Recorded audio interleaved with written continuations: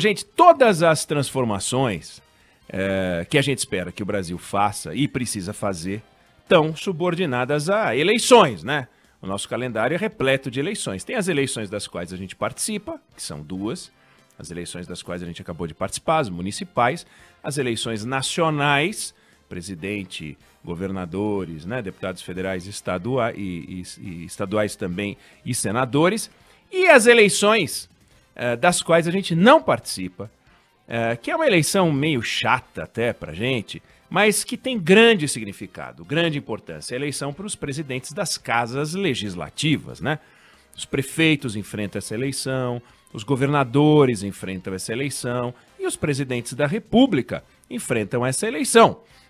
É uma eleição também de grande significado para os vereadores, para os deputados estaduais, para os deputados federais e para os senadores, né? Nos municípios e nos estados são câmaras unicamerais, só tem uma, não tem senador do município, não tem senador no estado, mas a eleição federal, né, Câmara e Senado, tem duas casas.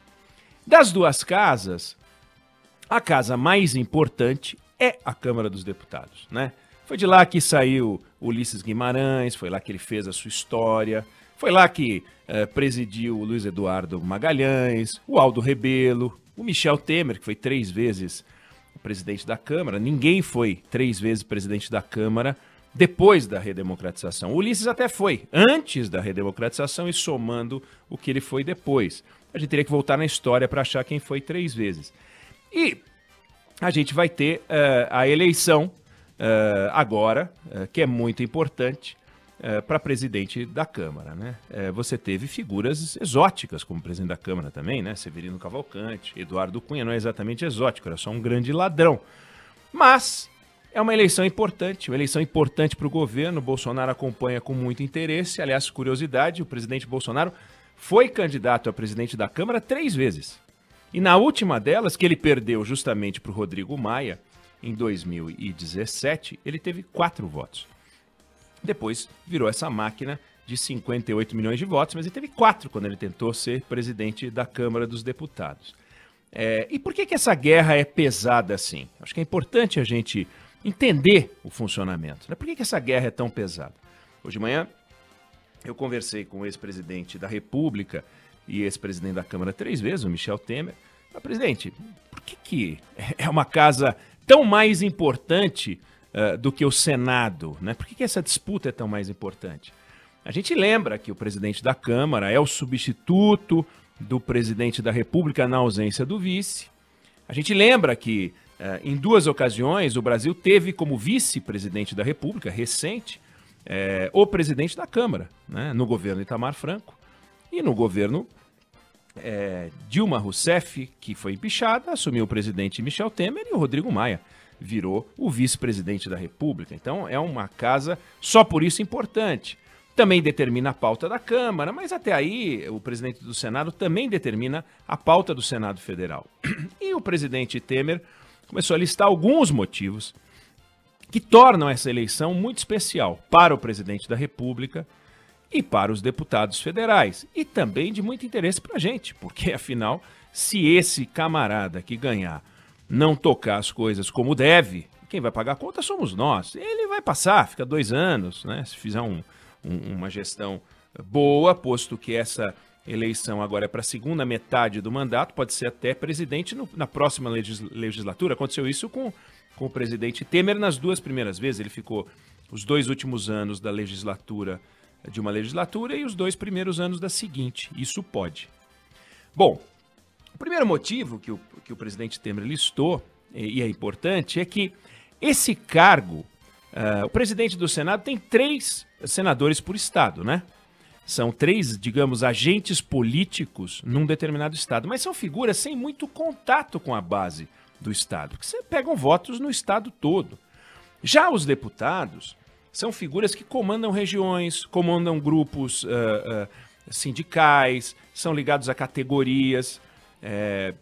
Então você pega, por exemplo, um estado como Alagoas, tem 3 senadores, mas tem 9 deputados. São 9 agentes contra 3.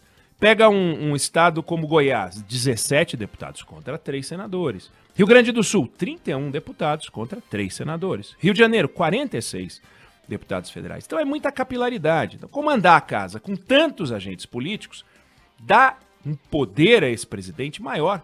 Ele consegue falar com mais gente poderosa. Não importa se o senador tem mais poder porque divide aquela quantidade de votos do Estado por 3, mas ele é um andando pelo Estado sem que ele chegue numa determinada cidade e seja reconhecido como a grande figura daquele local, coisa que o deputado federal é.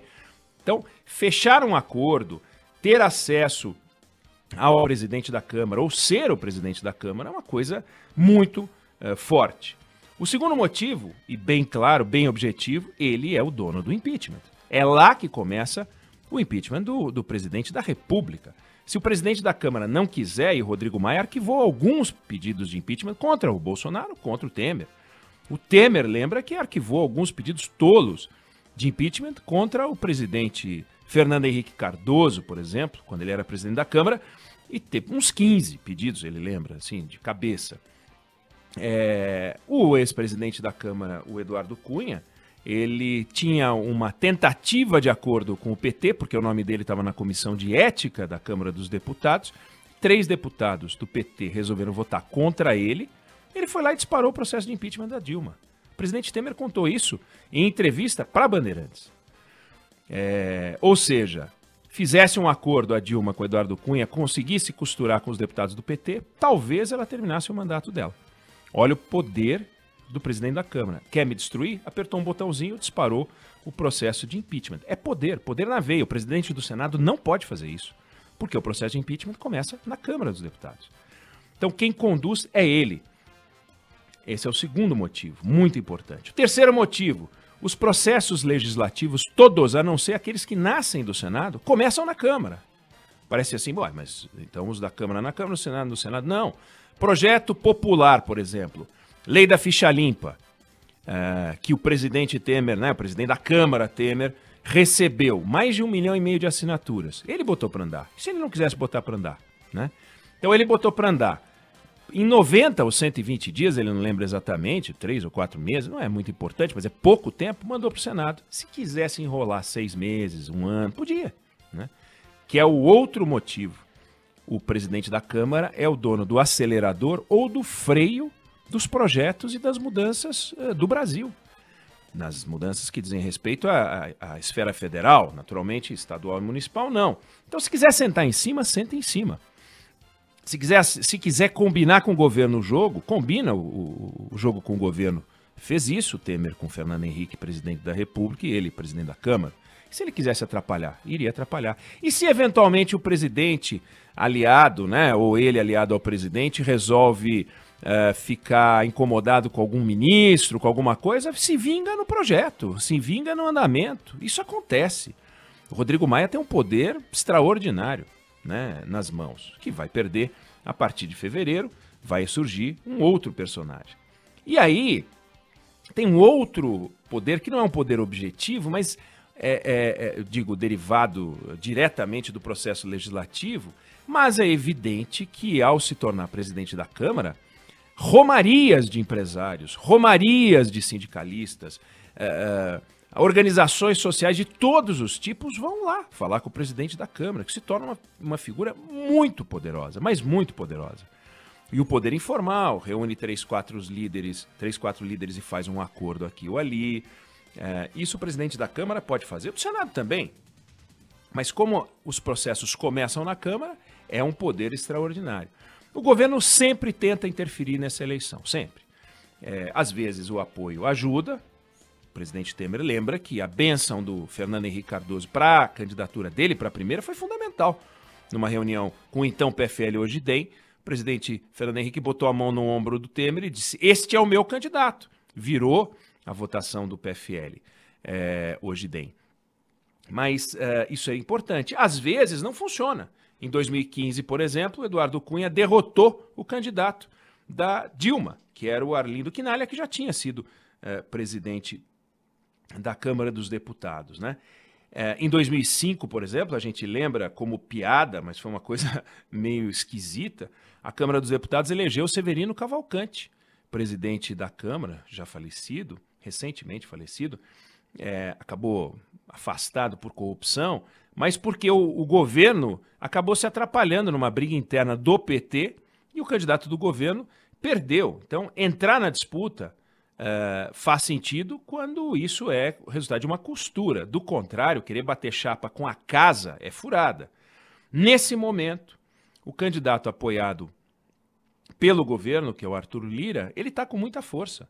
Né? Ele tem um perfil que agrada, ele é um defensor dos interesses dos deputados, as pessoas gostam dele, e ele tem uma posição anti-Lava Jato, que agrada a maioria, inclusive a esquerda.